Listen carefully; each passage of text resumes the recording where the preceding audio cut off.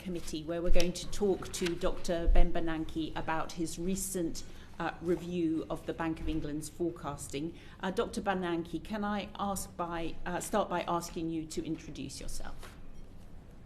Yes, ma'am. I was raised in South Carolina, in the United States. I have a BA from Harvard, a PhD in economics from MIT. For 23 years, I was a professor at Stanford and Princeton, where I did research on monetary issues and macroeconomics. For that research, in 2022, I received a Nobel Prize in economics. From 2002 to 2014, I was in the government, both the Fed and the White House.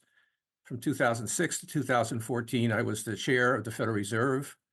For the last 10 years, I have been unaffiliated with the government. I've been sitting at the Brookings Institution, which is a think tank in Washington, D.C., where I've been writing books and articles about monetary policy and other issues. Well, thank you very much, Dr. Bernanke, and I think this committee very much warmly welcomed you being selected to undertake this review, and we want to thank you very much for your review. Thank you. I think it's fair to say, in terms of when the review was published, that people were actually really quite surprised about how hard-hitting and impactful some of your recommendations were. Going into the review, were you expecting your recommendations to be so extensive? No, one of the reasons I undertook the review was because I had never been exposed to the internal workings of another central bank besides the Fed. I had a lot of interest and respect for the Bank of England, which of course is one of the oldest central banks in the world and a leader historically in transparency and inflation targeting. So I was very eager to get into the process and to see how the bank worked from the inside. Many aspects of the bank were very positive. I like to see the way the Monetary Policy Committee and the staff work together, for example, on the forecast. But I was concerned about some aspects of the modeling and the software, as I described in my report.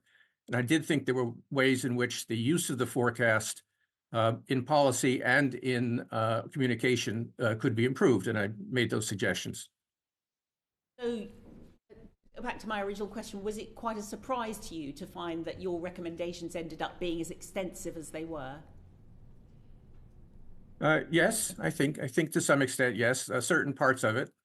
Again, I did have some concerns about the underlying infrastructure.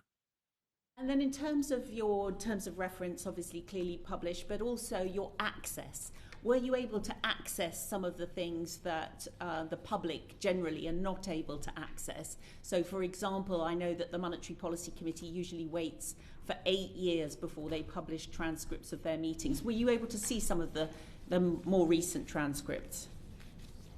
I was not able to see transcripts. I did not request to see transcripts.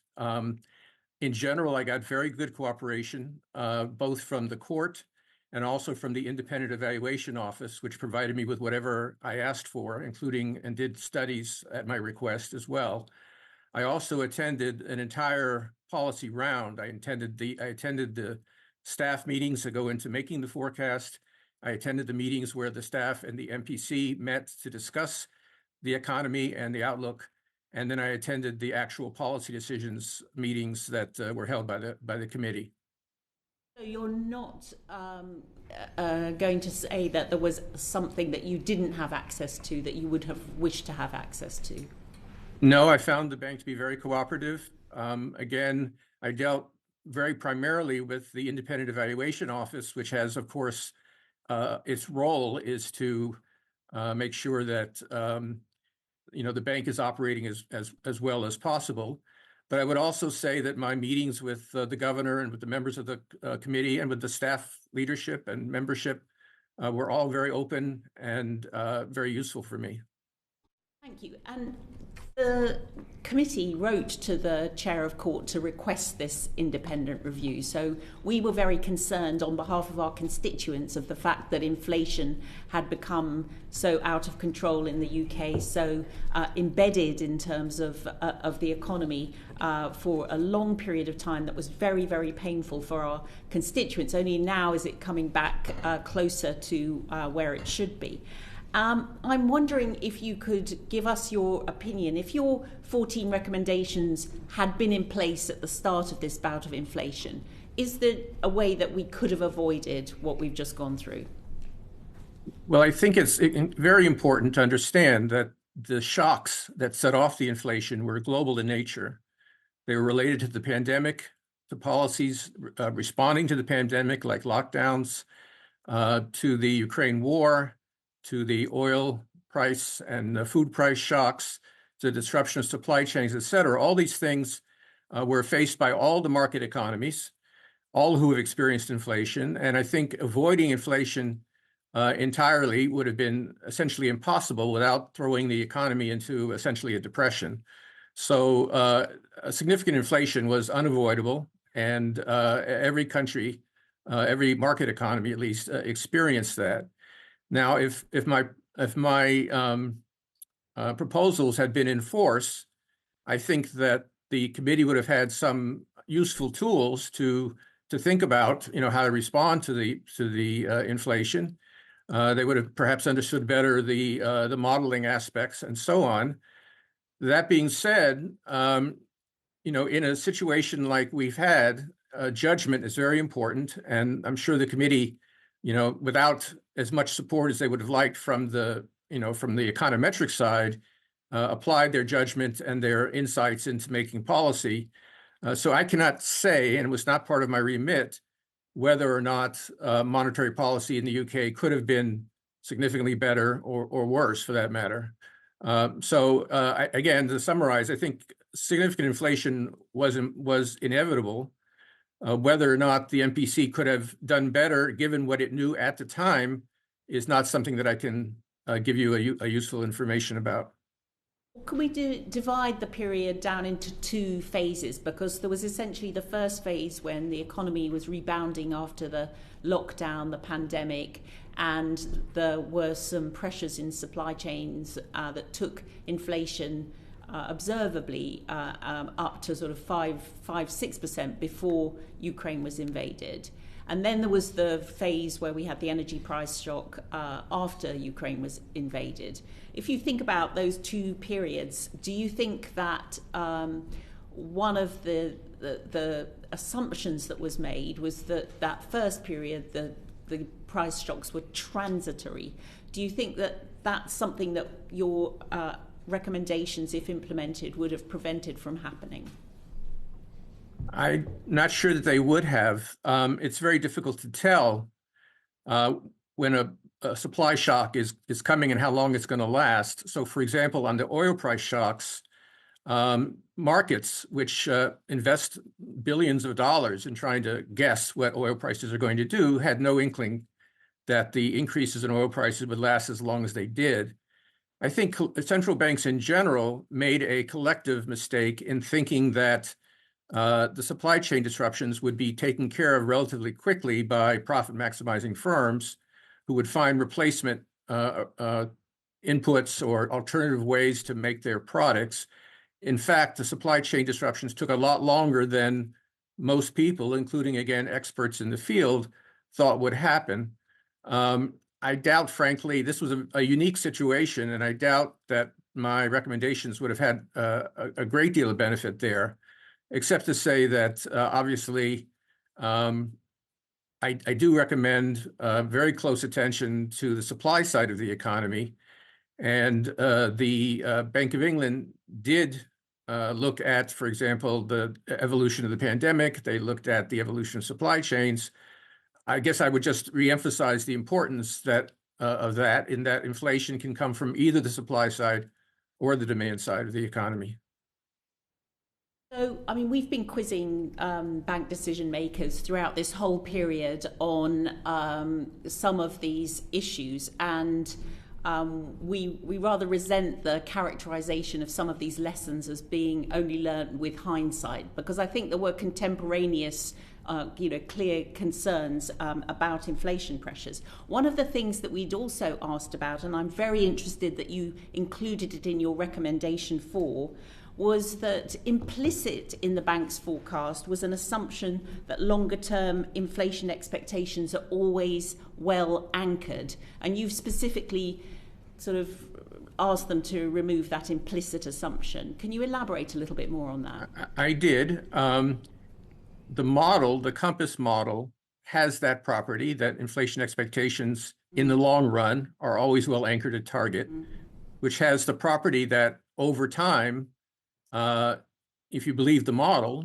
the inflation will return, not necessarily immediately, but over time, will return to 2%. Now, so that is a shortcoming of the model, and one that I recommended be fixed in a revamped version or in a new model. Now, what I do not know and what I can't answer is whether or not the committee took that prediction seriously at the time, and whether or not that affected their willingness to respond to the inflation shocks. I'm sure, and I know from my time at the committee and from reading the monetary policy report, I do know that they did pay a lot of attention to empirical measures of inflation expectations, both of households, businesses, and from financial markets. So I don't think they ignored inflation expectations. And there is a consensus among macroeconomists that a credible central bank that maintains inflation expectations at the long run close to target will have greater success in returning inflation back to target. You implicitly have just said that there was something that might be characterized as groupthink going on amongst central banks during this period, central banks in all the major economies. Do you think that that would be a fair characterization? And do you think that central banks should ever use the word transitory with regard to inflation? Well, on groupthink, it's true that the major central banks came to the same general set of conclusions, not exactly. The policies were modestly different in some respects. That may be groupthink. It may just simply be that the preponderance of the evidence suggested that, for example, supply chains would heal faster than they did. It was not, again, not something that central banks had a lot of experience with, and so it was difficult for them to make a judgment. It is sometimes appropriate to say that inflation is transitory because sometimes it is. If you have an energy price shock, for example, a one-time shock, which stabilizes, then you'll see inflation pop briefly and then return to normal almost by itself. And that, in fact, is what happened on a number of occasions, even once when I was chair of the Fed. And the standard prescription for that is that when you believe that the inflation burst is transitory, that you should not respond strongly to that because it'll go away by itself and you don't have to, slow the economy in that respect. The difficulty is you don't always know whether a given increase, say, in energy prices is just a one-time thing that will go away, or whether it's a beginning of a series of shocks. In this recent episode, we had not just one, but really a long series of shocks going from mid-2021 all the way through mid-2022, and food as well. And that both of those sets of prices had important direct effects on inflation, and they also affected inflation expectations. People saw higher gas prices, and so they said, well, inflation is a problem, and I'm going to ask for higher wages as well. So in this case, it was not transitory, and the Federal Reserve in particular admitted that. But ex ante, before the event, it's a difficult judgment to make, and it's not necessarily groupthink that people looked at similar evidence and came to similar conclusions. And then what about the recency bias that was implicit in the fact that this was an energy price shock after the invasion, and there was no data in the models, as I understand it, that goes back to the previous energy price shock, and arguably the decision makers themselves hadn't lived through an experience like that in their careers either? Well, it's true that the models are not estimated on data from the 1970s and 1980s, and I think that's justified by the fact that the economy has changed, the structure changes, using old data. Also, the data are not necessarily available. They're not necessarily internally consistent over a long period of time. So estimating the models using more recent data is defensible, I think. But what is also important is to know a lot about the 70s and 80s and get the lessons from that period. And I wrote a book recently called Monetary Policy in the 21st Century, which was about post-2000 monetary policy, but I had a lengthy chapter on the 70s and 80s, say, what are the lessons of the 70s and 80s that we could apply here? And one of the main lessons, as I've already talked about, is the importance of keeping inflation expectations well anchored. In the United States in the 1970s, inflation expectations were completely unanchored. People didn't know where inflation was going to go. You had indexed contracts, which would automatically raise wages with inflation. The central bank did not take responsibility for that. Arthur Burns, the governor of the Federal Reserve, said this was a fiscal problem, not a monetary problem, et cetera. So I think there were, any good policymaker, and I'm sure this would include the members of the MPC, would be aware of those lessons and would try to be applying them in the context of the current situation. That's not the same thing as saying that you should include all that data in the model, but the lessons and the general conclusions, I think, are very important to understand. And my final question is, in terms of what you found at the Bank of England, would you describe any of the things that you discovered to be indefensible? No, central banking is a difficult job, and there's many. The world is complicated, and it's very difficult to forecast what's going to happen, as you can imagine. Again, I think that the concern I had was primarily with the infrastructure, et cetera, and I don't really know exactly how some of those problems arose. I do believe part of the issue was that the bank was, in fact, very much engaged in putting out current fires, dealing with the current issues, and of course the criticism coming from Parliament and from the public. And they didn't devote enough time to the maintenance and the updating and the work on the infrastructure. Is that indefensible? I mean, I think it's understandable given what they were faced with. But I do believe that was an important finding, and I do think that improving that situation is important for the substantive changes in policy and communication, which I've advocated. Thank you. Those are the end of my questions. I'm going to bring in my colleague, Anne-Marie Morris. Thank you very much, Dr. Bernanke.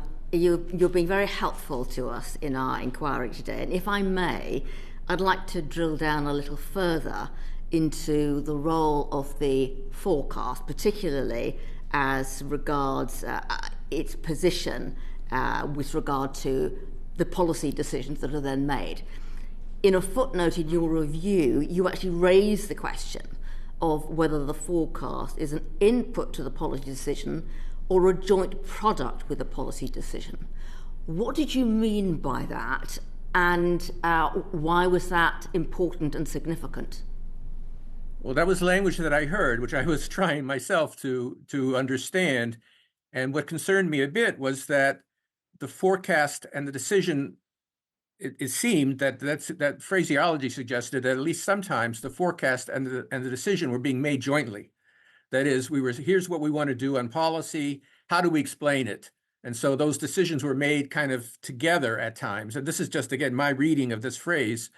And if that were in fact the case, I mean, while I do think that the forecast is an important part of communication and it's important for the bank to explain why it's doing what it's doing, I think it's also important for the forecast and the elements of the forecast to inform basically the decision itself.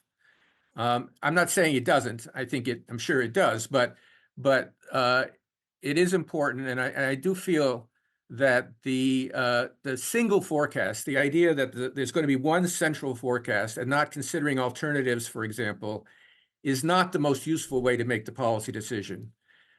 In practice, of course, there's a lot of judgment, a lot of personal decision making, but I do think the forecast, first and foremost, should be a input into the decision, and then secondly, and importantly, part of the explanation of the decision as well. That's helpful, Dr. Bernanke. And you do make a number of comments about the nature of the publication of the forecast, you have concerns about transparency, you have concerns about the level of detail, particularly when we have quantitative as opposed to qualitative evidence. And one of your recommendations is that there should be less of the quantitative, more of the qualitative, and to a point I think you were effectively making, there should be more scenarios. So for you, Dr. Bernanke, what does good look like and why does that matter? So again, the MPC relies very heavily on the central main forecast, but there are problems with the forecast as a communication device. First of all, as I talk about in the report, the forecast is conditioned on some given assumptions, like the market rate path, for example, or the fiscal policy of the government. And at times, if the committee doesn't believe the conditioning assumptions, they will end up making a forecast and releasing a forecast which differs from their own view of the economy, which is just confusing to people. So that's a problem.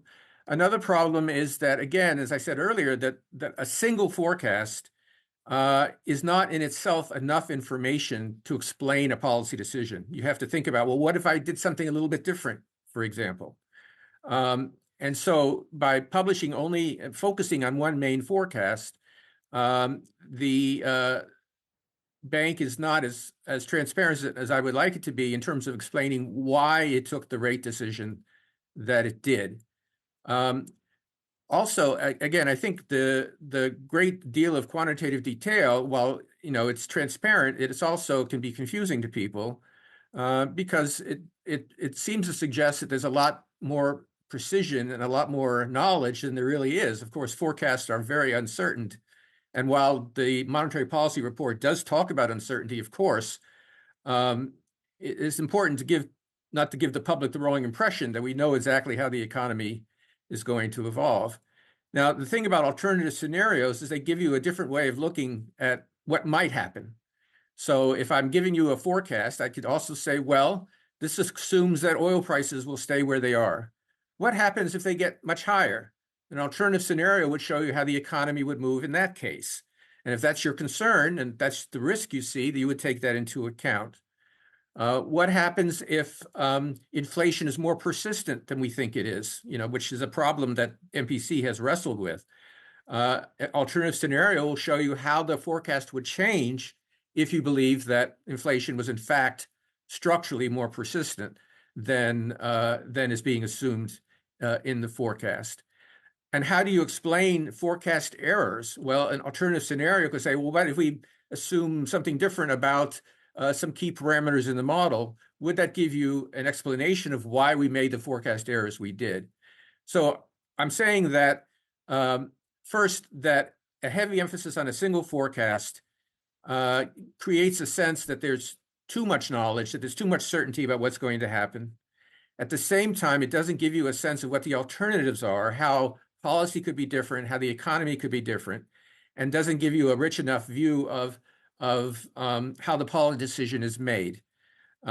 So again, while I think the detail on the forecast, much of it is very useful. And I should say, for your information, that the Bank of England puts more weight and more information on the forecast than any other central bank.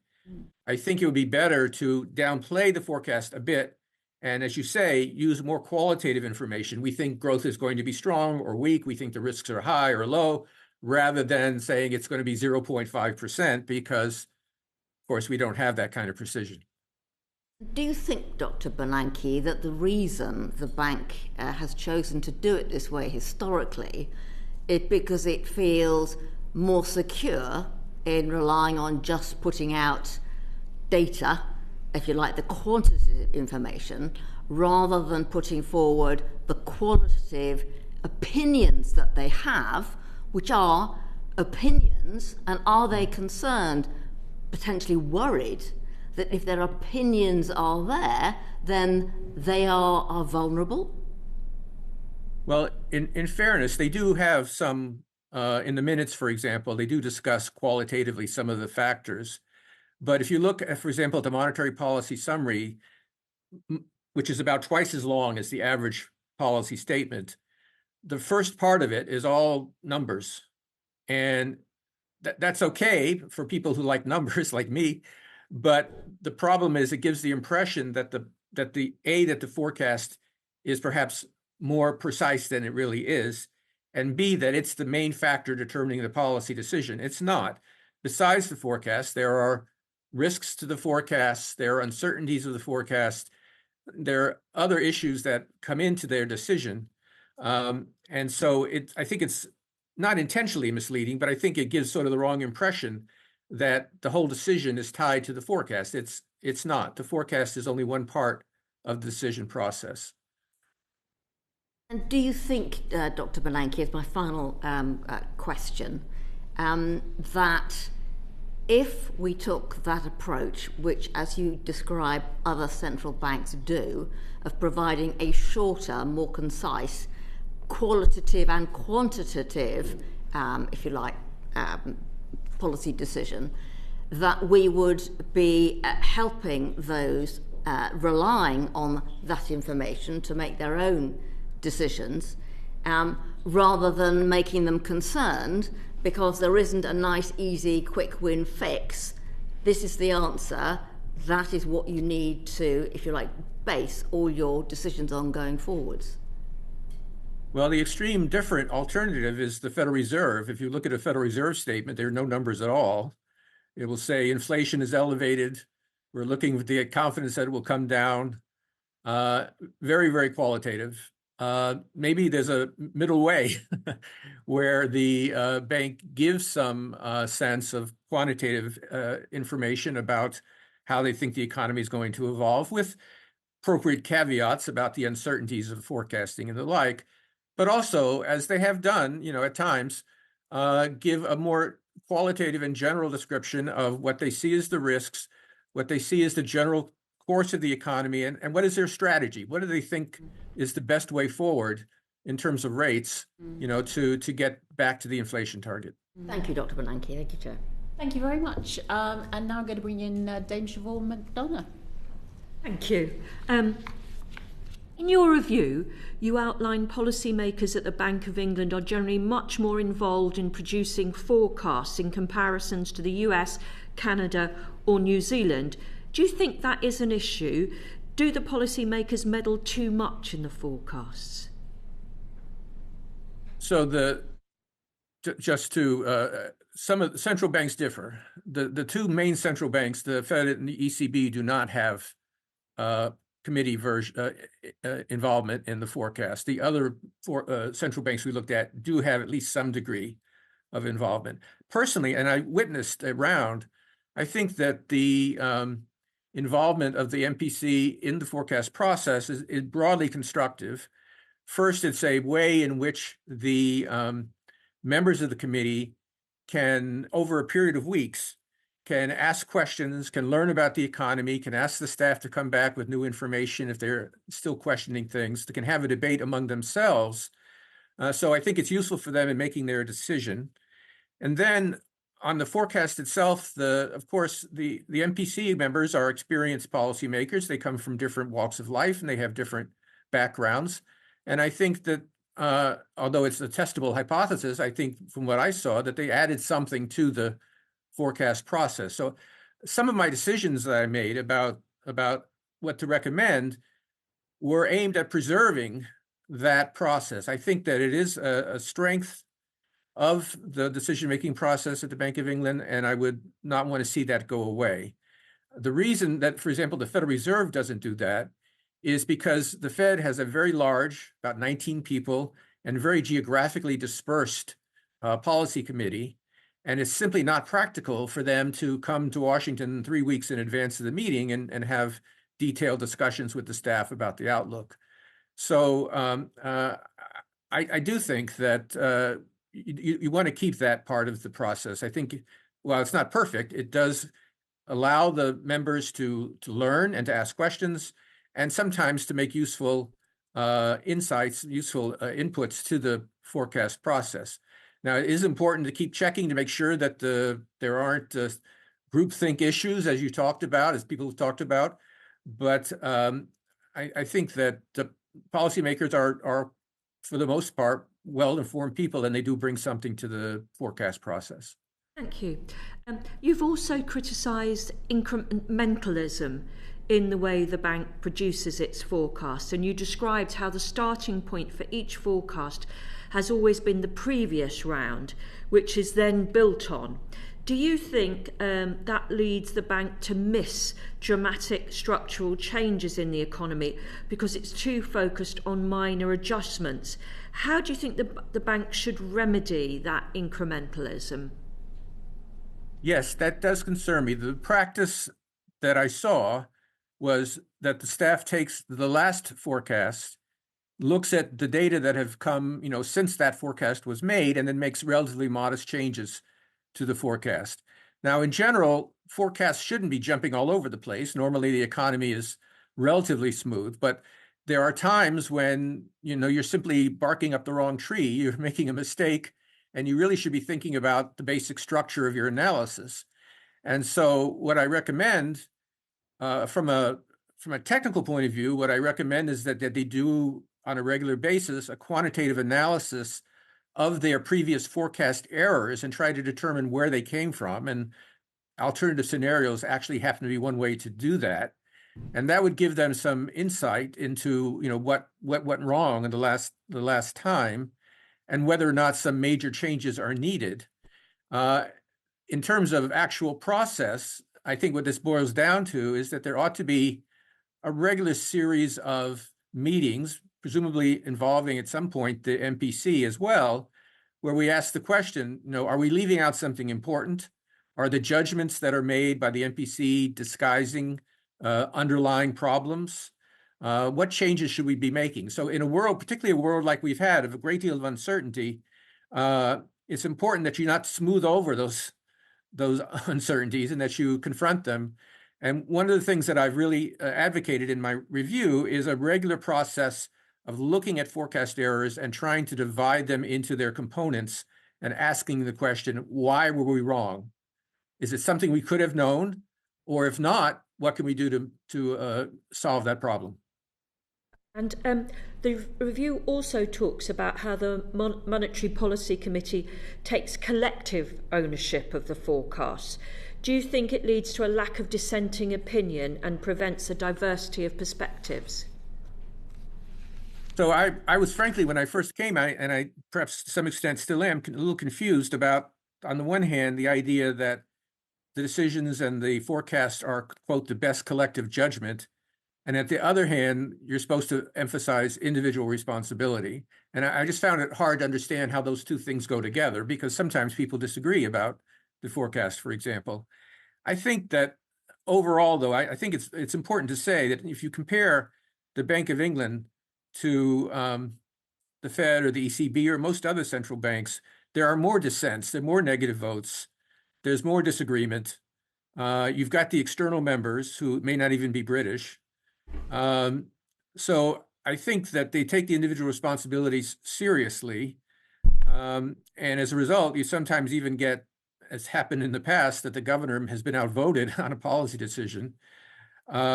So I think the collective judgment idea is a little bit unclear. And I would think that a better description of how they actually function is the individual responsibility, that each member, they want to work collectively, of course, but they also, feel a responsibility to justify their own vote and their own view on the economy.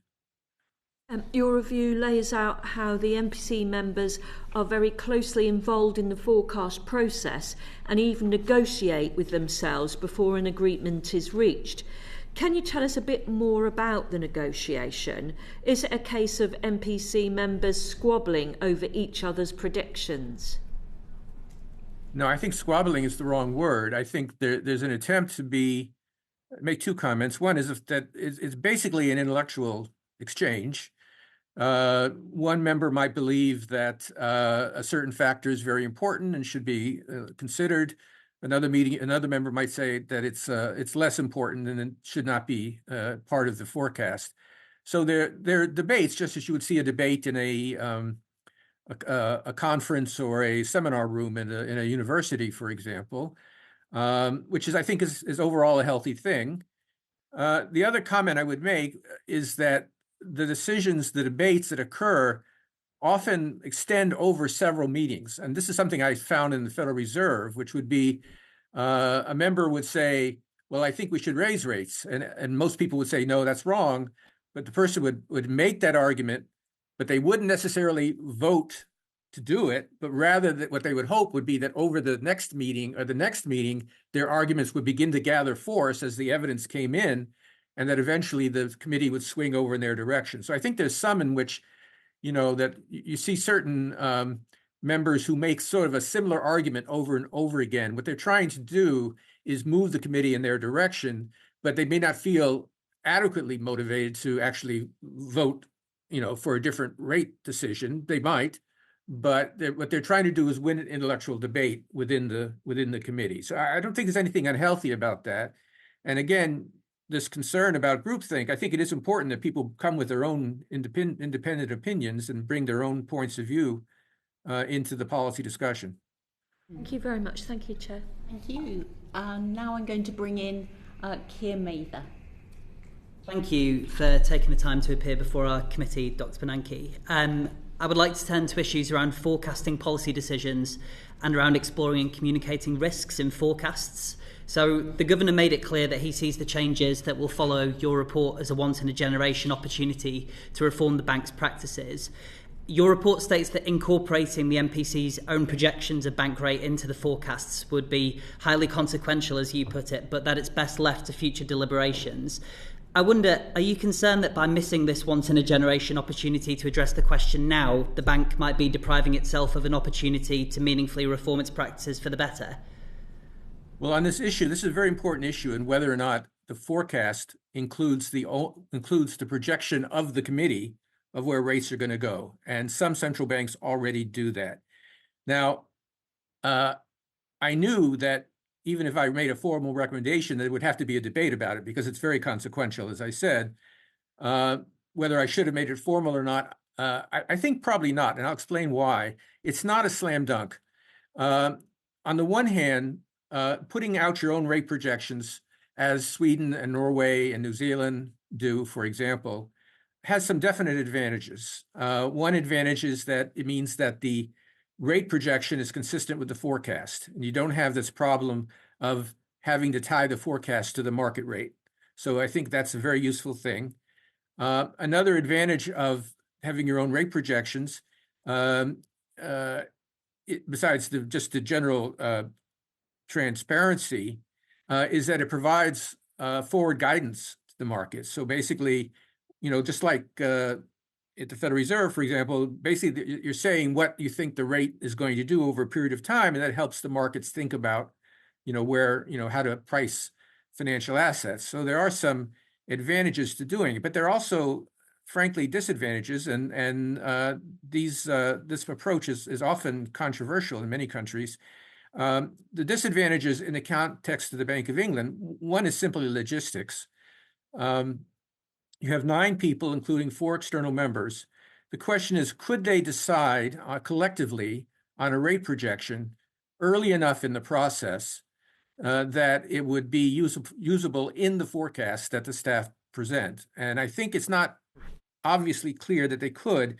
If you look at the Sweden or Norway, for example, they have smaller committees, 5 or 6 people, and often a governor who makes the key decision. Whereas at the Bank of England, you've got 9 independent people, including 4 external people. It might just be harder for them to do this effectively. So I think that's one practical question. And then the other question is, and this is something in other countries, in the United States and elsewhere, it's true that the rate projections give powerful forward guidance. They tell the markets where the central bank thinks the rate is going to go.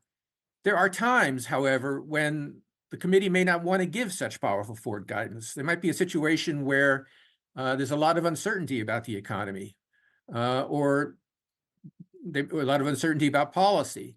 And I know at times that the Federal Reserve has had to give guidance that perhaps it didn't want to give. So I don't think it's a slam dunk. I think it's definitely something worth looking at. And I would be disappointed if the bank did not seriously review the possibility at some point in the next couple of years. And I guess I'd like to add at this point that I've told the bank that I would be happy to continue to advise and consult to the extent that that would be useful. And of course, that would be something that I would be interested in observing. And may I ask, how does your aspiration on this front for the bank to ideally crack on with investigating this question properly in the next few years square with your perception of how Governor Bailey and the senior bank leadership look at the question?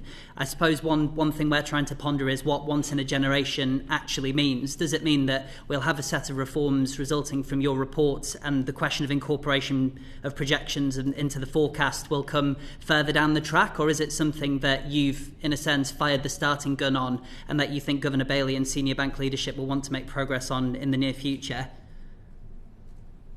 Well, from what I've heard, they are eager to get going and to do as much as possible. We had a very positive bank reply, an official document. I've gotten very good assurances from both David Roberts, the head of the court, and from the governor. And I happened to meet in Washington the other day Claire Lombardelli, who I think you've met at this committee, who will be the new deputy director on monetary policy and would have a leading role in implementing these reforms. And she expressed very strong enthusiasm to me about doing this and making sure things get done.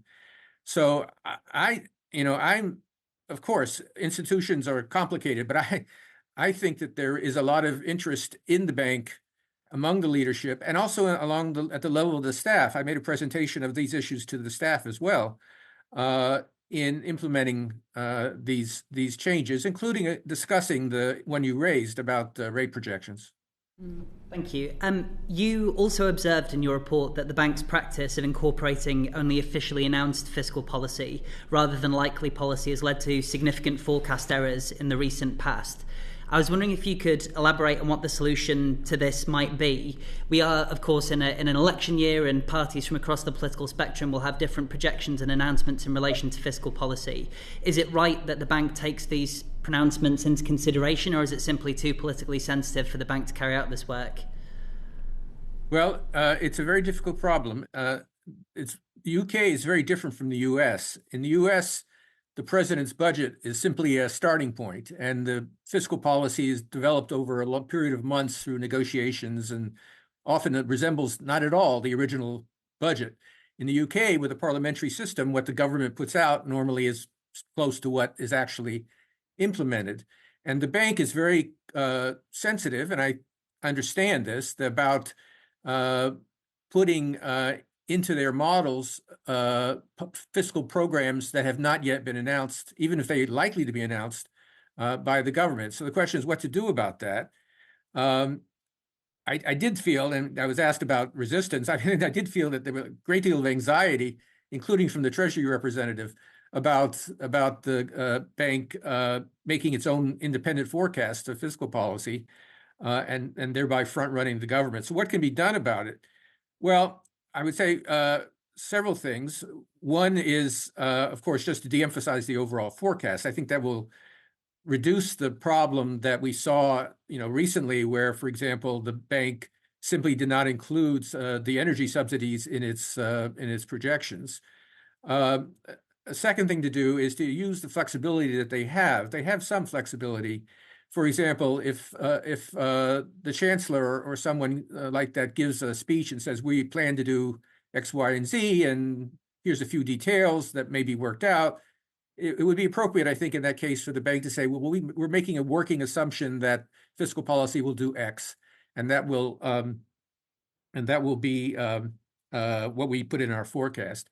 Whatever they do, they need to be very clear. I mean, I don't want to really fault the bank on this, because if you look at the monetary policy report, they repeat the conditioning assumptions over and over again. But what I heard from media people was that the average person in the street says, oh, the bank's forecasting a recession, or the bank's forecasting whatever, and the bank doesn't take into account the fact that they're making strong assumptions about the fiscal policy. And finally, just one last quick comment. The period of the pandemic involves some very unusual and strong fiscal actions, like the energy subsidies, for example, or the furlough scheme. Hopefully, going forward, they'll be less frequent, and this perhaps will be less of an issue. But clearly it's important that if the forecast, because of the fiscal assumptions, if the forecast does not fairly represent the committee's view, it's important that that be conveyed to the public and the media as clearly as possible, because otherwise the bank's reputation will take a further hit because of its miss in the forecast. Thank you, Dr. Bernanke. It's so interesting. So really what I'm hearing you say there is more an argument in favour of using the market projections, so that what the bond markets are pricing in, because the bond markets are much more likely to be pricing in correctly what the fiscal expectations are, and so might be in favour of their use of the actual bond prices for their forecast. It is important that the rate projections that are used, whether they're the market ones or made, done by the committee, that they be consistent with the other aspects of the forecast, such as the fiscal policy, for example. So you're absolutely right about that. The problem is that there still could be, the rates are very much conditioned by what the markets think the bank is going to do. So suppose that the markets think that the bank is going to be very hawkish for some reason, let's say, and the members think that it's more likely that there will be a somewhat more dovish policy coming down the road. The rates will be too high relative to the expectations of the committee, and therefore the committee will be forced essentially to forecast a very weak economy or a recession because of the high interest rates, and that is just confusing to people and doesn't represent the true view of the committee. There's not a simple solution. Again, the best solution probably is to have their own projection, which would be consistent with their other assumptions. But as I mentioned before, there are some logistical and policy-related concerns about doing that. Might I ask one final question? Thank you very much for those comments, Dr. Bernanke. One of the intriguing situations that we've ended up in this Parliament is that government ministers have said that they have an intention over the next Parliament to make progress on abolishing national insurance, but they've not been able to give any consideration as to funding or timescales for that decision taking place. Is that the sort of policy decision, seen as it's been stated at the dispatch box as an ambition by government ministers, that you think would fall under the bank's kind of role of being able to scrutinise as a fiscal policy decision? Well, I think it would be difficult for them to do that because it just seems very vague and the time frame is very vague. It's fortunate that from the forecasting point of view that that's not something that's likely to happen presumably in the next few quarters. It's presumably a longer term projection.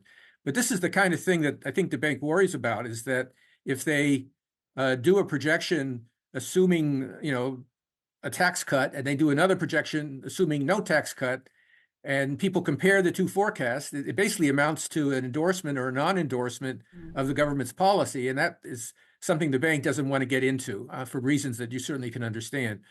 So to answer your question, I think that would be somewhat vague, too vague. Even the Federal Reserve, which does try to forecast fiscal policy, usually aims primarily the next few quarters and not 3-4 years down the road. Thank you. I'm now going to bring in Dame Angela Eagle.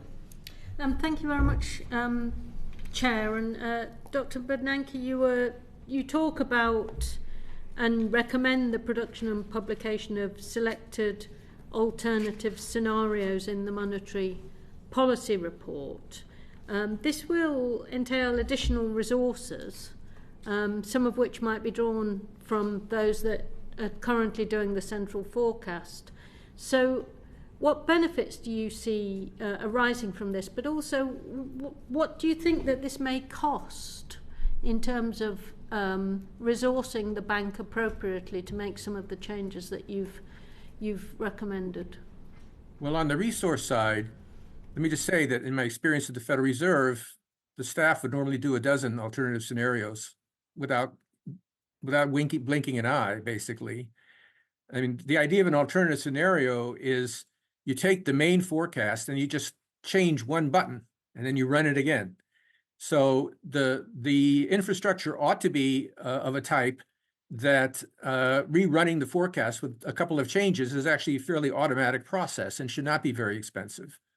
On other than just trying to do what they should do anyway, which is to have a system which works in a more automated way and involves less, manual movement of data, et cetera, et cetera. So I don't think, to answer your question, I don't think it would be expensive at all. And they have, of course, done alternative scenarios in the past, including the constant interest rate scenario. I think, I don't want this report to be thought of as the alternative scenario report, but there are some important benefits from that particular method. It does help you consider alternative policies. What happens if rates are higher or lower? I would recommend looking at the Swedish monetary policy report, which says, here's how we think rates are going to evolve. What would happen if they were higher? What would happen if they were lower? Those are useful criteria for thinking about policy. For evaluating risks, what would happen to the economy if the global economy slows down? And should we take that into account? For evaluating errors or changes in the model or the theory, suppose that inflation is more persistent than we thought, what difference would that make? Alternative scenario allows you to do that. And finally, it does provide a method for saying, well, if we made a different assumption, would we have gotten a smaller forecast error? And so it's a way of testing whether or not, or what potential problems there are that are generating the errors that they're seeing. So there's a lot of uses for it. And again, I don't want it to be the only thing that it comes out of the report, but it's something that they should be able to do given a well-functioning infrastructure. And they've already done some of it, and I don't expect it to be, from a financial point of view, a major burden. Do you think that those that have to read the runes in these areas, which not only those in the city, but those that are deciding what the likely future path of the UK economy would be, would start second-guessing particular scenarios and why they were picked? How could you ensure that the wrong signals weren't sent by, or confusing signals weren't sent? It would have to be quite carefully explained, I think, in the communications. Do you agree? Yes, I think you're right. And I'd like to forecast that whatever the bank does, that people in the city and in the media are going to complain. All changes are bad. So there will be complaints. Any parliamentarian in the room as well, actually, that. But. So, but I think that the idea about transparency, which is what the Bank of England professes to do, and which it helped lead the transparency revolution in the 1990s, is explaining to the public how the decision was made. And the forecast by itself does not give that information. If we see inflation rising, well, that means you should have tight policy, but it doesn't tell you how tight, doesn't tell you how long. So the alternative scenarios can give you some of the other information which is relevant, including things that market participants care about, like the reaction function, how the bank would respond to different kinds of shocks, for example. So we're not going out into uncharted territory here. If you look at what some other central banks do, you see that they already use alternative scenarios quite heavily and that they are useful. And it'll take some time and some education, but I think that ultimately they will be a part of a toolkit that will be more useful. Now, in terms of, you mentioned in terms of signals, I did say that the MPC ought to select which scenarios to include in the MPR. And I think part of that is to say, well, here's what we think is important. We don't want to do every single little one that we did. There were some that didn't show much. There were some that were kind of obscure. But here are the 2 or 3 that really influence our thinking about risks, for example, or about the dangers of being too tight or too easy. So I do think it can be a useful form of communication, what we were thinking, and here's why, quantitatively. Might it also turn into some kind of warning about fiscal judgments the government might make, which of course are meant to be made by the Chancellor, not by the Governor? Well, I suspect that there would be very few, if any, scenarios with alternative fiscal scenarios. Again, for exactly this reason. You're thinking that is much just a more problem. in terms of energy prices or what's happening in the global economy in terms of slowdown or speeding up or growth or that kind of thing. Those are leading examples, yes. Okay. You noted deficiencies in data and modelling infrastructure at the bank, particularly with the Compass forecast, and you also had some things to say about staffing that you've identified ought to be made stronger. Do these sort of deficiencies have to be put right before alternative scenarios can routinely be published, or do you think the bank could routinely publish alternative scenarios now? Well, I think they could begin, but there are some, besides the two things that you mentioned, the data is very important, particularly because, as I mentioned, you'd like to be able to do an alternative scenario with a touch of a button. You'd like that all to be automated. Yeah. And currently, the software which takes the data out of the database, applies it to the models, et cetera, is not automated. It's very clunky. So that would be one thing that would slow down the calculation of alternative scenarios. Not eliminate, because they have already done them, but would slow it down. The other thing, which is more of a problem,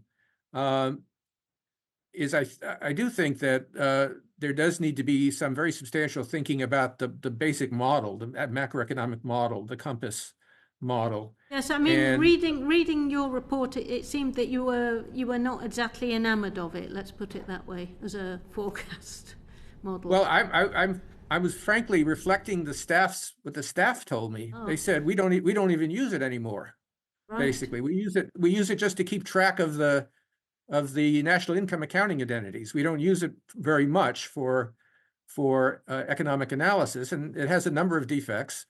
And I gave a list of things I think that ought to be included in a revamped model or a new model, and that's something to get that done and completely tested out is not something that can be done overnight.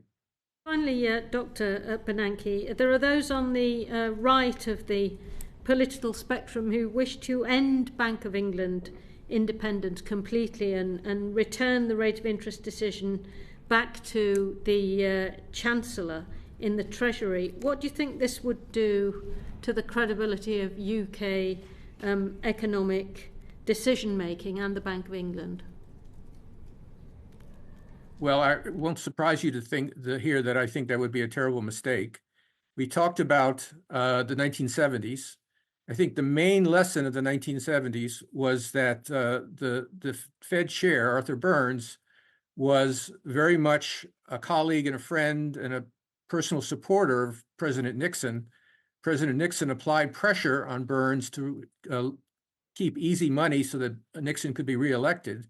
And that was a major contributor to the de-anchoring of inflation expectations and the inflation issues that we saw in the 1970s. So the experience is that an independent central bank that can avoid short-term political pressures is more likely to be credible with the public, is more likely to be able to reach its inflation target at a lower cost, and will just generally be more effective. So the chancellor might be very competent, but inevitably the chancellor is a political appointee and who's responsible to the prime minister, and you have the risk that that an election is coming up, and why don't we ease policy a bit and get a bit of a surge.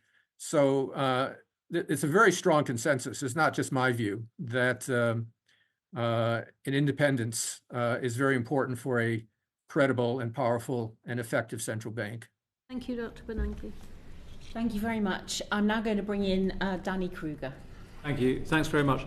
One more question on the model, Dr. Bernanke, and the way that the central forecast is presented by the bank. They're very keen on their fan charts, and you're quite critical of those in your report. And we've just been discussing the suggestion for a series of scenarios. Do you think there is a way to make these fan charts both reflect the need for some sort of quantitative account of what the scenarios might be, assuming we stick with using numbers at all, but improving the way that they're calculated in a way that might actually achieve what you're describing, which is giving a little more texture to the scenarios that people should consider when they think about what the forecast is. Do you think that fan charts can be made to work in any way? I'm skeptical. The way, in theory, it should work would be that the committee or the staff would run a large number of scenarios. I'm talking about 50 or 100, and figure out the implications of each one for inflation, unemployment, and growth. It would then have to assign a subjective probability to each of these scenarios. We think the chances of the oil price shock scenario is 3%. And that would allow a rigorous calculation of fan charts. Failing something like that, I don't see, the way the fan charts are calculated now is basically by, sheer guesswork, frankly. Just well, as you say, it requires somebody to make a qualitative judgment, and for that to then be translated. Judgment, but yeah, of course, judgment. But it's not. My point is that the elements of that decision could just be presented directly. So what goes into that decision is first the historical forecast errors, and secondly the qualitative judgments made by the committee about the risks and uncertainties. Why not simply state, we think the risk to inflation is mildly to the upside. We think the risk to output is mildly to the downside. I mean, what benefit is there to making it artificially quantitative? The other thing about it is that it's supposedly a teaching device. It's supposed to be a way of helping the public understand that the forecasts are very uncertain. If you look at the fan charts, they are very, very wide.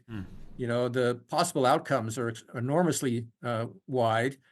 But, I don't know, other than simply telling people that, we have a lot of uncertainty, I'm not sure the fan charts really add much to the public's understanding of that issue. And the media people we talked to said, I didn't find anybody who really said that they ever put a fan chart on the evening news or in their newspaper story, and they were very skeptical that there was a great deal of attention. Now, the fan chart does show the modal path, the middle path that is the most likely path, but that of course is shown directly as the forecast of the variable. Yes. Okay. Well, I find that very compelling. Thank you very much. You mentioned earlier the importance of keeping inflation expectations well anchored, and the public having clear understanding of what the authorities think is happening there. And you also mentioned wage inflation as being a significant factor in the recent bout of inflation that we've had. Given its significance and given the importance of clear communications, do you think it was wise of the governor here to have encouraged people not to ask for a wage rise during the recent inflation bout? I think that's more of a PR kind of question. I don't think it's. Well, forgive me. I suppose I'm not trying to invite you to criticise the governor. I'm saying, is it appropriate for central banks to try and influence the inflation in this way by discouraging wage demands? I think I'm going to take a miss on that. There are examples in history where JFK, for example, urged the steel companies not to raise their prices and so on. It's not the normal practice. The normal practice now is simply to work through the tools of monetary policy. But there are examples in history of similar things. I think, and again, I do want to emphasize that while I have looked at some of the communications episodes of the recent period, that evaluating monetary policy, and I guess I would include that kind of communication, is really just not part of my Understood. No, totally understood. So forgive me for exploiting the fact that you're in front of us just to ask a few questions about policy more generally. And you mentioned earlier that most central banks took broadly the same response to what was happening in the pandemic and then the price shock after the invasion of Ukraine.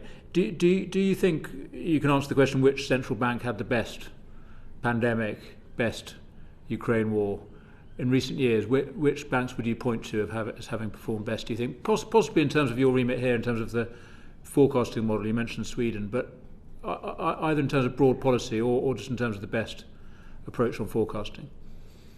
No, I show a picture of the rate policies of the different central banks, and they look qualitatively quite similar. The Bank of England was one of the first to raise rates, actually, among the 7 we looked at. But the basic strategy, the basic approach was the same across the central banks we looked at.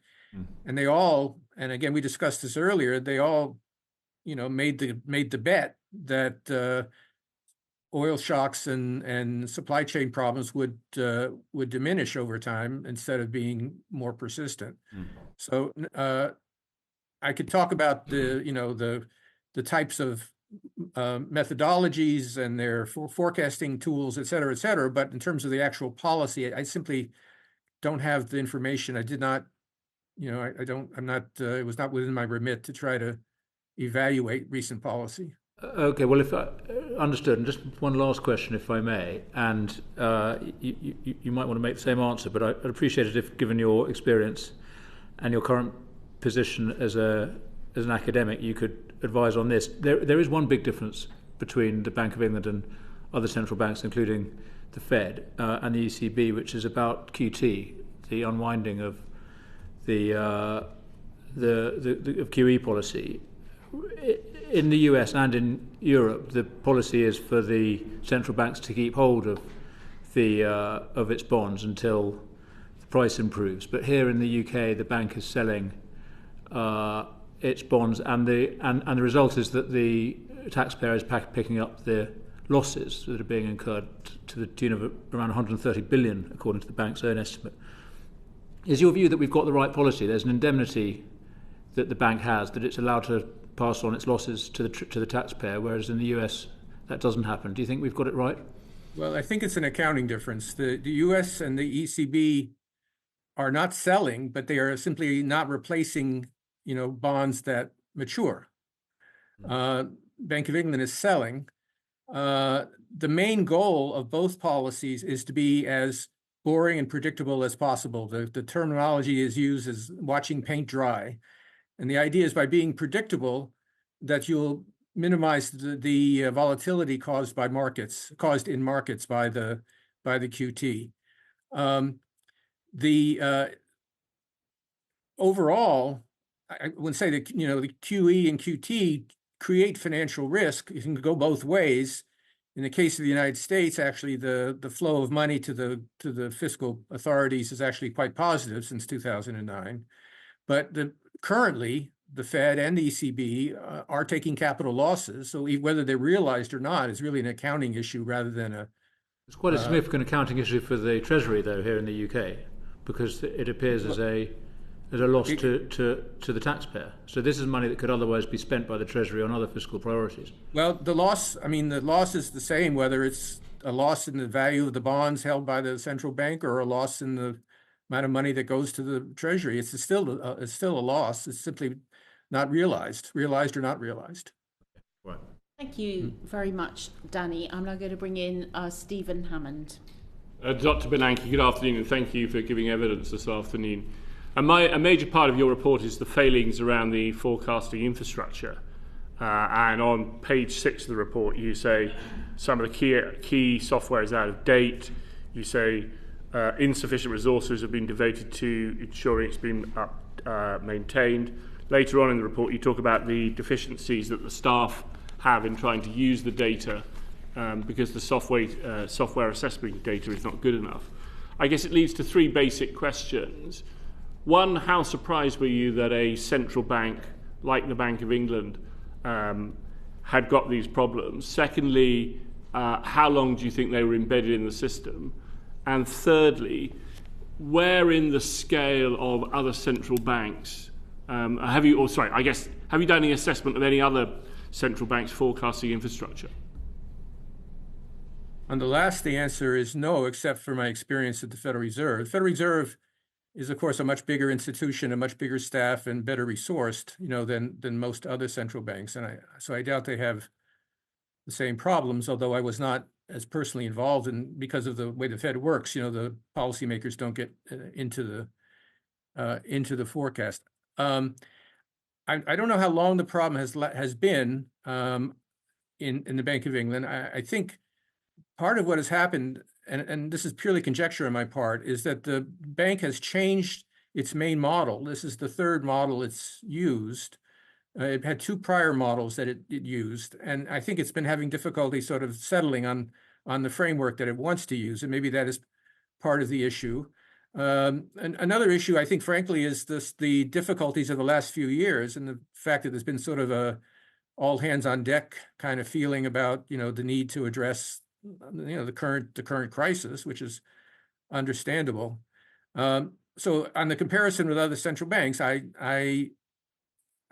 have not investigated any other central banks other than my experience with the Fed. I think it's fair to say that the leadership of the Bank of England is not totally unaware of these issues. Certainly, we heard a lot from the staff, which I'm sure the leadership is hearing as well, including, for example, the chief economist and the like.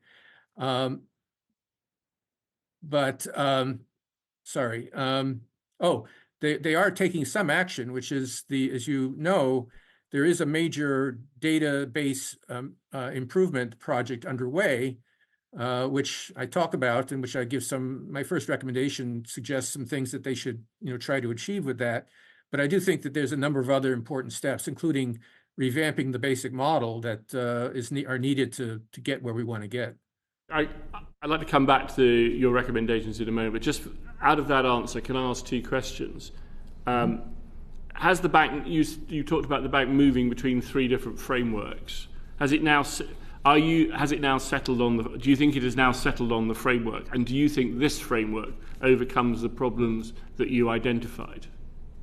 No, I think that one of my recommendations is that I think, to get technical, they switched from the type of model they're using from what's called a semi-structural model, which is like a big model like the Fed uses, to what's called a DSGE model, which is a small model with sort of so-called new classical properties. It's a different kind of model. Oh. And I think this experiment has been disappointing. And as I mentioned, the staff told us that they don't really use the central model very much, that they use what they call sectoral models, sort of side models, to address many of the issues. And one of my recommendations is they revamp the whole process. So yeah, my argument is that they're not in a satisfactory place, and they do need to get to a new structure, and one that is not only operationally better, but also better economics that hits the data better. And notwithstanding your answer to Mr. Kruger about where the UK central bank performance was in the 7, it was inflation was tracking well above target. Do you think the model the model forecasting, or the forecasting that was coming out of the model, prevented them from realizing that actually the trends that are in place were likely to be structural rather than transient? Well, again, I didn't evaluate the quality of monetary policy itself over the last period. I think it's important for the committee to understand that the MPC does not operate by putting data into a model, taking out the number and saying, okay, now we know what to do. I mean, it's only one input to a whole process that includes judgment and outside views, et cetera, et cetera.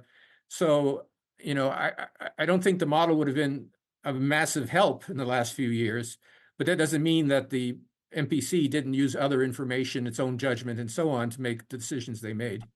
Thank you. Yeah, I think we're definitely aware about how the MPC makes some of its decisions. It was just a question how much they may or may not have been biased by the fact what the model was saying, particularly given these were particularly uncertain times. Can I also ask, you talked about the fact that there's been an upgrade to the infrastructure of data management in particular. Did I hear you say earlier that you've been asked to, or you've offered to stay involved? Has that offer been accepted? I haven't formally made it. In fact, I made it in a email to Claire Lombardelli, and she said that would be wonderful.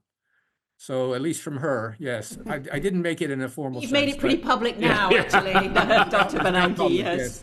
My offer is now public. And in fact, I mentioned it to the governor as well. I'm sure they'll be happy to have, some input from me, although, of course, the report is what it is. Yeah, indeed. And as you rightly say, in your report, you make 4 or 5 fairly important recommendations. Some, do you think the upgrade is taking those sufficiently into account? And also, I guess, some of us, when they're looking at your recommendations, might have assumed that might have been happening in the first place. And again, it brings, I think, some general surprise that that wasn't happening. Well, again, some of it is happening on the data side, but I had no information, either formal or informal, that, for example, a revamp of Compass was underway. So I do think there's some important work to be done. I have, for what it's worth, very strong assurances from leadership, including the head of the court, that these are high priority items, and also from Ms. Lombardelli. This committee, of course, will be interested in following the progress. Indeed, it will. Yeah. And I sort of have one last question, which follows on from that. Again, in your report, it's you make the point that it's no good just making the upgrades. The reality is you have to ensure that the data is continually and regularly re-evaluated and re-estimated. And you make the report that insufficient resources had ever been devoted to that in what you looked at. Are you clear that from your conversations with the head of the court and the governor that they now recognise the importance of that re-evaluation and updating process? I believe so. I would simply point to the official response, which says we enthusiastically, or some other adverb like that, accept all 12 recommendations. And certainly maintaining the models. It's one thing to get a new model. Yep. But once you have it, you've got to make sure it works right. You got to re-estimate it when you get new data. You've got to test it out. You got to road test it. And it's an ongoing process. And certainly it's true at other central banks. So I think they recognize that that's an important part of the upgrade that I've recommended. Thank you. Thank you, Stephen. I'm going to bring in now John Barron. Thanks, Chair. And Dr. Bernanke, thanks for joining us and thanks for your input into the bank's review. Can I just touch on, you've answered a number of questions about Compass, and thank you for that. Can I just bring in, though, the subject of money supply and the role you see this plays in driving inflation? I mean, in your list of points and key elements that the revamped forecasting framework requires, I don't see a lot of mention of money supply as a predictor of inflation. I mean, given, I believe, and correct me if I'm wrong, Friedman is one of your favourite economists who argued that a key cause of the Great Depression was that the money supply in the US had fallen precipitously. Should the new model take greater account of the role of money supply in driving inflation? Two-part answer to that. The first is I implicitly mentioned this because my first recommendation is to look at alternative transmission mechanisms. How does monetary policy work? And I think you would argue that one way it works is by affecting the money supply. So that would certainly be one of the things that could be considered as part of this revaluation. So that I'm not ruling that out. The other thing I guess I would like to emphasize about the whole report is that I'm trying not to be too prescriptive about specific theories and models. For example, I don't say they should use a semi-structural model instead of a DSGE model. What I say is that they should have a systematic and deep-looking method of evaluating the sources of their forecast errors. So one of the things that I would recommend is an ongoing process of saying what's missing from our model, what isn't working. And certainly money supply would be, based on Friedman and so on, would be one variable that certainly would be looked at. Now there is actually a commentary on money in the latest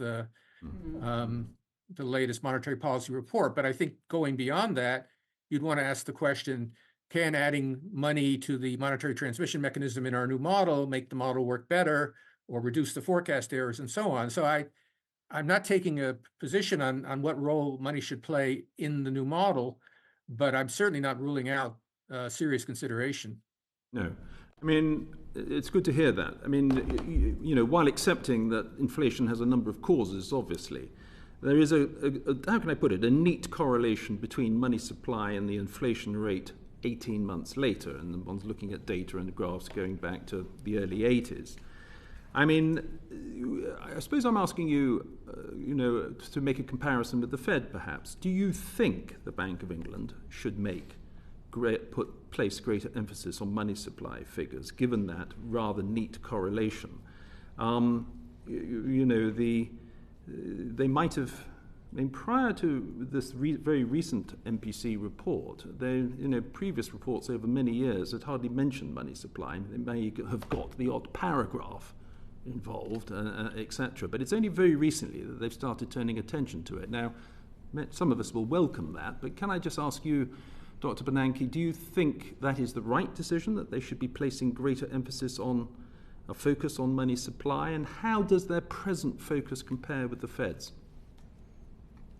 Well, their analysis that we were talking about in the NPR mentions at the end that they do monitor money, and I'm sure that they do. It's certainly an variable which is interesting. Even if it's not causal, it certainly helps describe what's happening in the economy in general. So what I'm advocating for the Bank of England, and again, I want to be clear, is I'm not advocating any particular model of inflation or of the economy. I'm advocating a rigorous approach to looking at alternatives, which would involve serious consideration of alternative theories, and that would certainly be one of them. At the Federal Reserve, I think one problem we found in the US is because there's so much financial innovation and so much change in the kinds of checking accounts and so on that's useful, that velocity is not very stable in the US. And that reduces the predictive power of money, at least in the short run. Of course, over longer run periods, money has greater predictive power. I mean, do you think part of the problem has been in the past that, it's not just the Bank of England, to be fair, it's been central banks generally, that there was a sort of assumption that inflation was not a problem, that if it did rise, it was transitory. We've covered that point, I know, but because of sluggish growth, because of perhaps the financial crisis, it became the norm to say that the economy was in sort of stagflation owing to various imbalances, whether it's trade imbalances or income inequality. And money supply was ignored, the money supply figures, because perhaps it was an inconvenient truth in suggesting that inflation was picking up. I will agree certainly with the first part of your statement that with no inflation, serious inflation for 35 years, it's something that was not at the front of people's minds in 2021. And perhaps that influenced the thinking about transitory versus longer-lived inflation effects. So I take that point. I suppose what I'm suggesting, Dr. Bernanke, is that we had a scenario here where we talk a lot about external shocks when it comes to inflation, which is perfectly valid. But we had a scenario here where, a month before Ukraine, for example, which is often commonly cited as one of the biggest shocks, we had inflation at 6% and rising steeply. Interest rates here, were only 0.5%. They were so far behind the curve that we had to have 14 consecutive rises in pretty quick order. And do you think there were, I'm just coming back to that point, I suppose, that there was, perhaps partly because of Compass, there was an implicit presumption that, inflation would return to target, and that was the basis of the model. Now, the canary in the coal mine was suggesting something else, but it was ignored, the canary being money supply figures. Well, this is one place where I don't think Compass would have reinforced that view, but Compass was not the source of it. I think there was a general view among central banks, including the Fed, as you know, that once the oil price shock had passed through, and once businesses had found ways around the supply chain issues, that the inflation would prove to be temporary. Yeah. And that because it was temporary, and because monetary policy works with a lag, it was wrong to respond to that with a powerful tightening of monetary policy, which would not have any benefit until after the inflation had already passed, and then what you would see is a slowdown in the economy. So there was a judgment made there. All central banks made more or less the same judgment, and the Bank of England in particular, its path of rates is very similar to the others. It moved more quickly than the Fed, among others. So that there was a common error there, or at least a misunderstanding of aspects of the inflation, of the shocks, is not cannot be doubted. I think there is a problem on the monetary side, and I don't want to get too distracted on this, but one issue in the United States, at least, was that there were some massive fiscal programs, transfer, checks written to people, and people take the check and they put it in the bank account. And so that shows up in the money statistics. And so sometimes it's a little hard to tell the difference between a monetary surprise and a fiscal surprise. Yeah. Or maybe they're connected somehow. So that makes the decision also a little more complicated. Okay. I was very encouraged to hear what you said about, greater qualification required when putting out forecasts. I mean, we all know the quip from Galbraith that, forecasting is sole purpose is to make, astrology look respectable. I mean, it is very difficult to predict human behavior, let alone external shocks. I mean, I think, and correct me if I'm wrong, a central plank of your recommendations, certainly when it comes to the Bank of England, you've cited, they've produced lots of figures at the front, which gives it a slightly authoritarian demeanour to the report as their predictions. I think, would you agree that we need to be much more humble? We need to have greater humility, particularly the central banks, in making it clear that it is a very, very difficult thing to do, to forecast accurately because of all the variables, and that you need to suitably qualify these forecasts so that, when people in the real world, when they're people trying to, plan when it comes to investment or their finances, realize that there are many variables, and to a certain extent, they've got to take these forecasts with a pinch of salt. I mean, is that unfair, do you think? No, it's absolutely right. And one of the themes of the report is that looking at risks to the forecast and looking at uncertainties around the forecast, and de-emphasizing the central forecast, which is the detailed one that you're thinking of, is the way forward. So I would agree with that. And I think, again, you may not want to go as far as the Fed, but if you read a Fed statement, you won't see a single number. It's basically, we think the economy has slowed or is not slowing, or inflation is coming down or is not coming down. That might be too far, but clearly what we actually know is more qualitative than quantitative, and that's a fair statement. Okay, thank you. Thank you very much. And now I'm going to bring in Samantha Dixon. Thank you very much. Thank you, Dr. Bernanke. I wanted to ask you about some of the comments that you've made in the report about staff at the Bank of England. So firstly, your report reveals that only about 45% of the bank's staff holding PhDs who work in areas that feed into the forecast are spending substantial time or moderate time each year on the forecast or related analysis. Is bank management making the best of its staffing resources, in your opinion? Well, implicit in my recommendations, I don't think they are, although certainly more study more analysis is needed. I want to be clear that I think research is very valuable to the bank, and that the Bank of England's research group is quite good. And I frequently rely on research papers in the Bank of England, in my own work. So I'm not saying that there should be no research or that should be cut out, but I'm simply making the point that some of the things that PhDs are trained to do, like estimate models, for example, would be very, very helpful in doing this work on the infrastructure that I've talked about, and that perhaps more thought could be given to how to use the PhDs on the forecast side and on the policy side a little bit more effectively than currently. And that will take some more discussion, some more interviews, but among other things, the PhD economists, many of them are think that their promotions depend more on publishing in a academic journal than in assisting on the policy side. And I think both sides of that should, be rewarded. Do you think that's... So yes. Did you the latter point about the research work that they're doing for publication, do you think that's of much use to the bank's core purpose or core work? I do think so. I think having the Federal Reserve has extensive publications every year. And if you look at what they work on, I've relied, for example, on a number of Bank of England papers about the effects of quantitative easing, which I know is of interest to this committee. But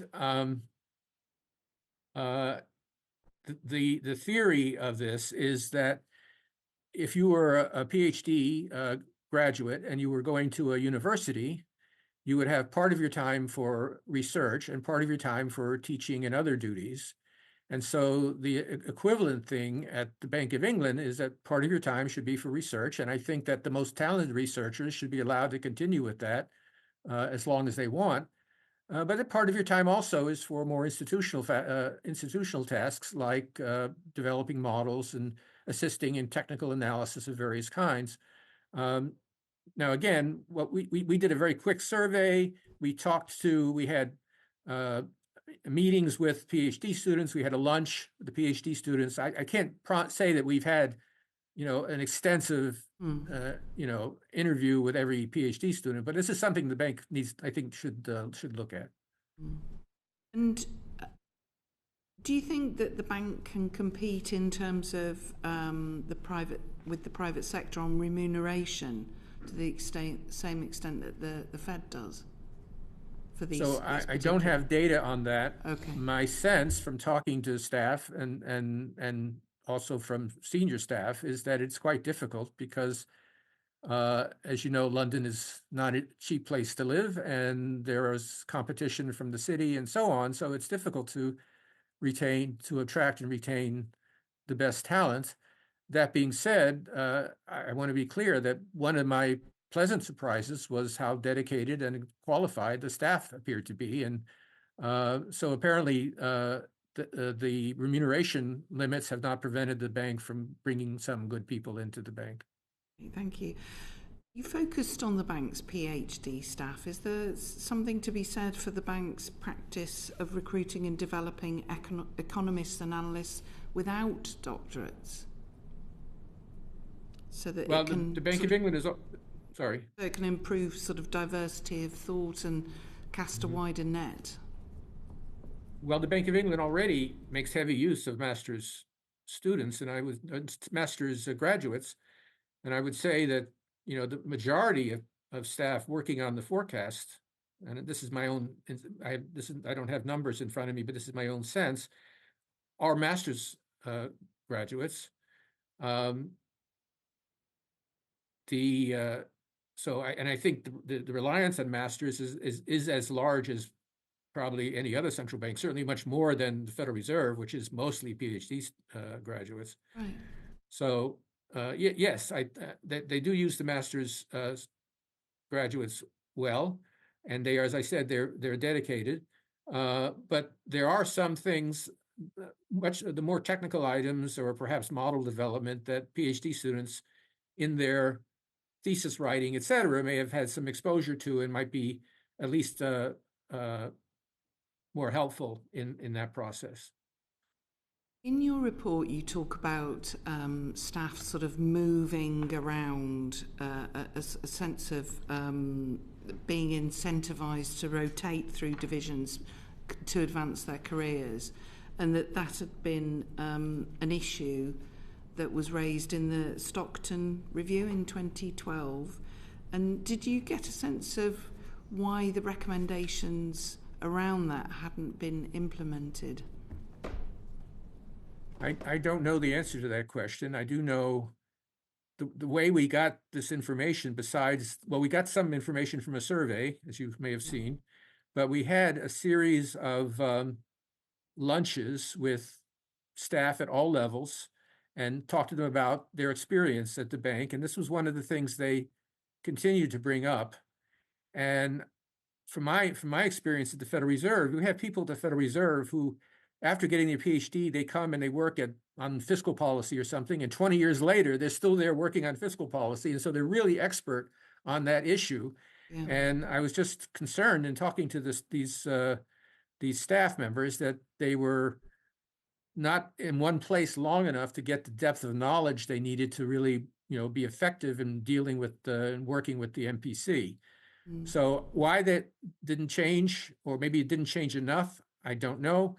But I certainly hope that this report will stimulate some broader thinking about the use of the staff, the mix of PhDs and masters, the kinds of staff. For example, I talk about maybe having some data analysts. We've got things now like large language models, things of that sort. We may need people who know something about that. So don't know the answer to your question, but I do think that review of the staff utilization is something that would be certainly worth doing. Thank you. That's very helpful. Right, we've got a couple of final questions I'm afraid colleagues want to ask and take advantage of this great opportunity. So, Keir Mather. Indeed, while we have you here, Dr. Bernanke, thank you very much. I did just have one last question. You introduced the dot plots at the Fed, by which individual monetary policymakers can reveal their forecasts of the appropriate path of interest rates. What's your assessment of the impact of that model, and do you think there are any major obstacles for the bank doing the same?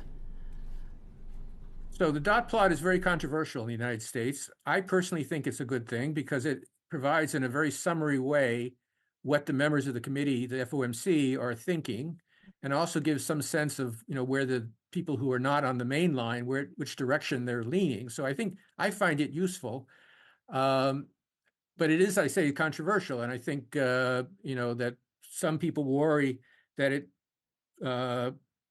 creates too strong forward guidance and makes people focus too much on the next data point. We had the CPI number this morning in the United States, and the inflation number, and that example of the kind of number that the markets watch with bated breath because they've been trained by the dot plot, that the rate path is very, very sensitive to what's happening month to month in the inflation rate.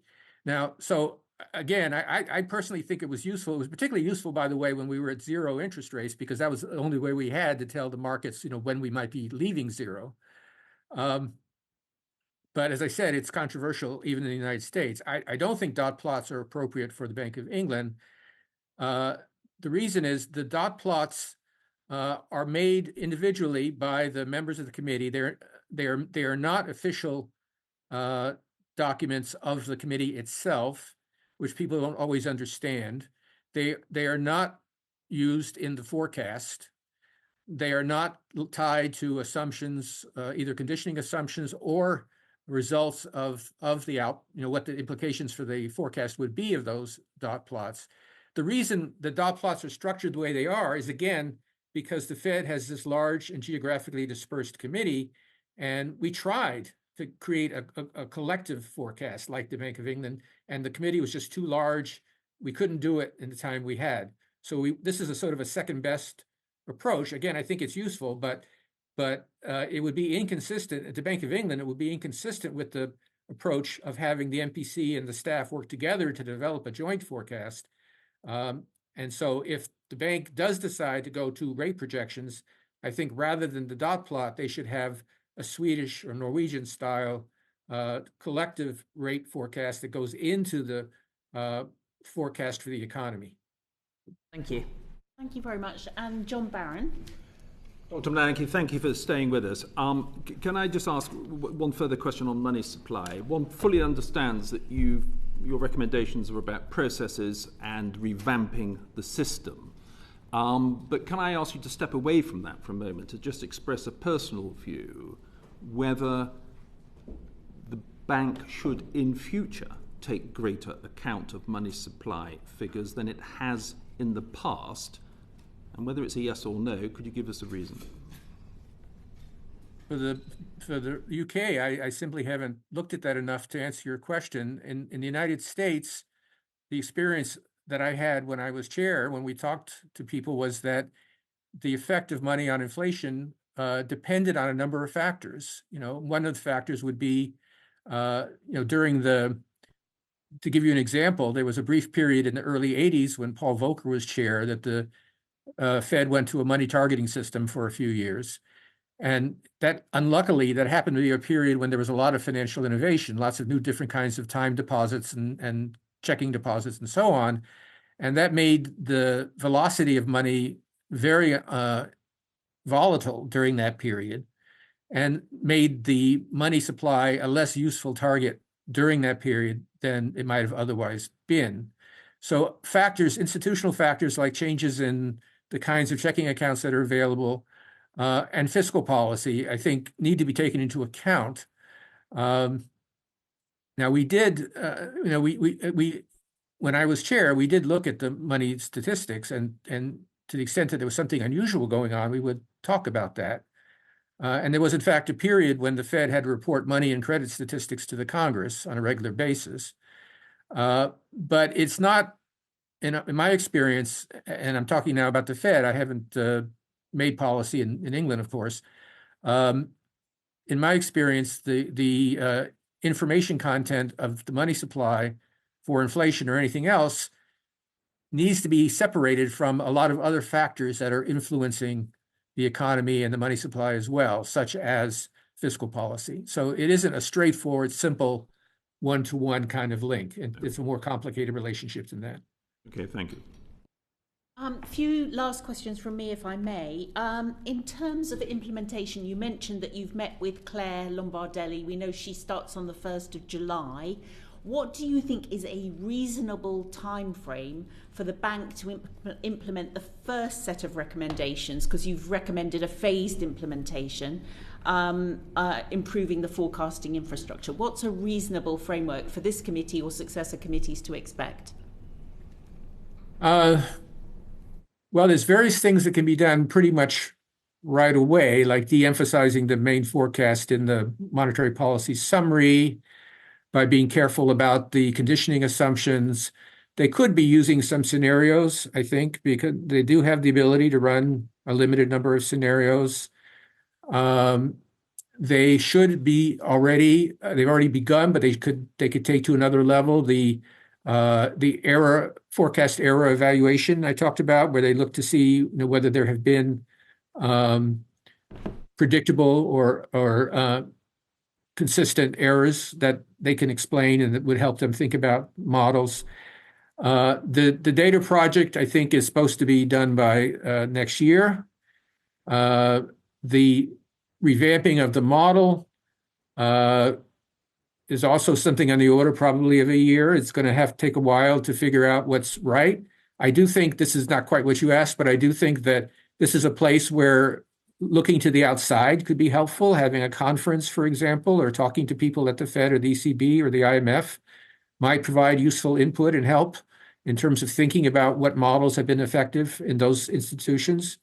So I think that part is going to take longer.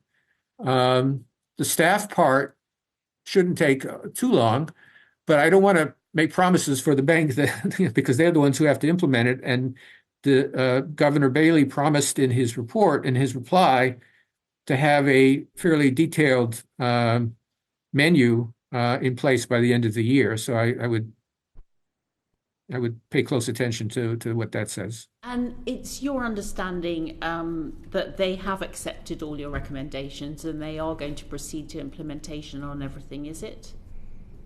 Do I have the report here somewhere? I think it really begins by saying we accept all. Well, it didn't sort of fully commit, did it, in terms of the wording? So slightly subtle wording about the implementations, but I think we take it as a committee that they have committed to these recommendations. And have you had any pushback on the actual implementation of any of the recommendations? No, all I've gotten is a great deal of positivity, frankly, and of course, when they begin the process of doing some of these hard things, they may find issues that they didn't think about.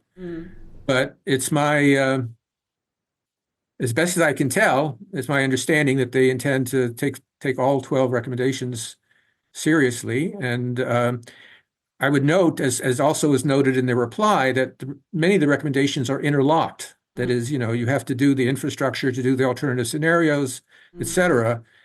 So they really have to think about it as a kind of like a package.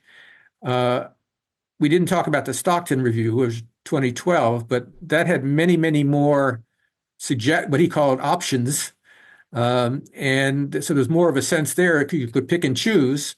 In my review, there is a logical progress from the building up the capacity in the infrastructure to using that capacity to improve policy, and then using describing the policy decision process in a way that makes for better communication. So it's all kind of linked together. So I'm hopeful that they'll address everything anyway. And it sounds like you deliberately chose to make your recommendations more specific and actionable so that it didn't fall into the trap of having some of the backsliding that happened after the Stockton review. That seems to have been a deliberate choice that you made in your report. Well, I felt the recommendations I made, I felt pretty strongly that they were important. And people have already noted there were a couple like the rate projections, for example, where I was a little bit more ambiguous because I felt more ambiguous about those recommendations, but where I thought there was a clear need, in particular on the infrastructure, on the use of the forecast and communication, I tried to be as clear as possible. Okay, thank you very much. Did you also evaluate the bank's use of its agents network and whether the data they're getting from them is useful and whether it's being used well? Partly. We met with the agents. They were very interesting. They do a lot of good work, I think. We had something similar at the Fed called the Beige Book, which you're probably familiar with. And I know that I heard in the meeting discussions in preparation for the November 2nd policy decision that MPC and staff mentioned agents' comments. And of course, they're included also to some extent in the monetary policy report. So I think the agents are useful. The Beige Book was useful to me at the Federal Reserve. And it provides a nice, because it's at the level of individual firms and so on, it does provide a nice counterpoint to the aggregate data that you're always dealing with as a macroeconomist. So I had no reason to complain about the use of the agents, and the agents themselves felt that what they were doing was important and that they were paid attention to. And but we did talk to the agents, and we did try to understand how their information was used. And we've heard loud and clear your offer to continue to be involved in some way during the implementation phase. Do you have a view of how frequently a review of this magnitude ought to be done at the bank? Once in a generation is what the governor said. In practice, it was about 13 years ago that another one was done. What's your view on how frequently something like this should be done? Well, I think reviews are important, and they're more frequently used now by central banks than in the past. The example I know best, of course, is the Federal Reserve, which did a review of its policy framework and promised to do one every 5 years. The Bank of Canada does by law, I think, does a review every 5 years. The one thing that makes me hesitate here a moment is that the review that I did is specifically about forecasting and its use in policy and communication. You might want to have you might want to have a review that was based more broadly on, say, the framework for policy or the decision process or something like that would be able to respond to questions people ask me today about recent performance, which I can't do. But in general, the bank has had 3 reviews on forecasting since 2012. So I think that seems like a reasonably well-covered area. I think the area of general framework, as well as I'm sure the court is paying a lot of attention to sort of the governance. The House of Lords did a review on governance recently. So I'm wandering over the map here, but basically reviews are useful. 5 and 6 years is a reasonable time frame, but you need to focus the review on what it is specifically you want to look at. And I think what's missing from the Bank of England, and I'm not volunteering, is is something more focused on policy implementation and framework, which other central banks are beginning to do now. Well, there is a major thing that the Bank of England is doing at the moment that this committee wrote a report back in January, which is the quantitative tightening programme. And we've heard from the bank time and time again, they estimate it has a 10 to 25 basis point tightening impact in the real world. Recent research seems to indicate that actually from other countries it could potentially be more impactful than that. Is that the sort of thing that ought to be reviewed pretty frequently? Well, that's a more narrow issue. I think if you were looking at the framework generally, one of the things you'd want to look at is what are the tools that you have.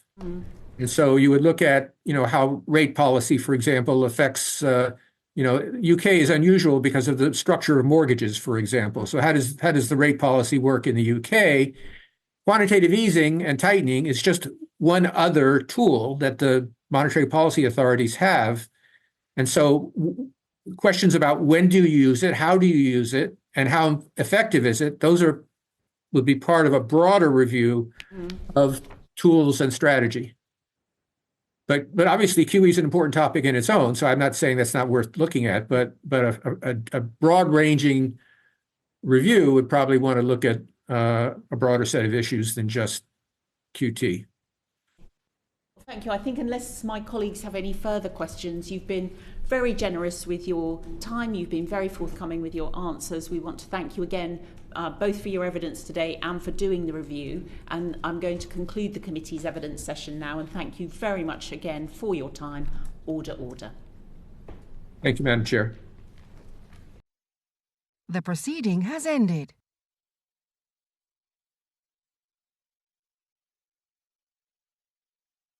The proceeding has ended.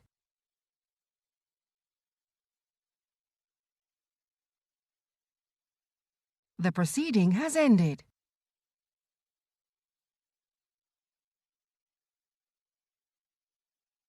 The proceeding has ended.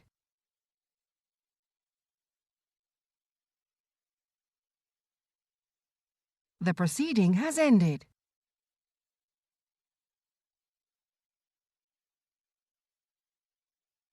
The proceeding has ended.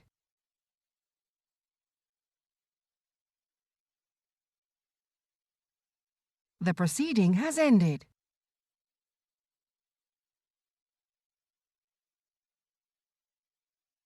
The proceeding has ended.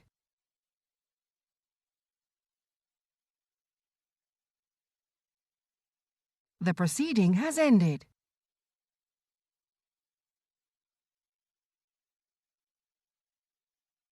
The proceeding has ended.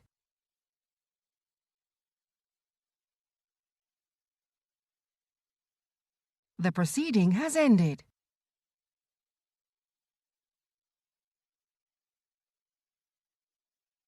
The proceeding has ended.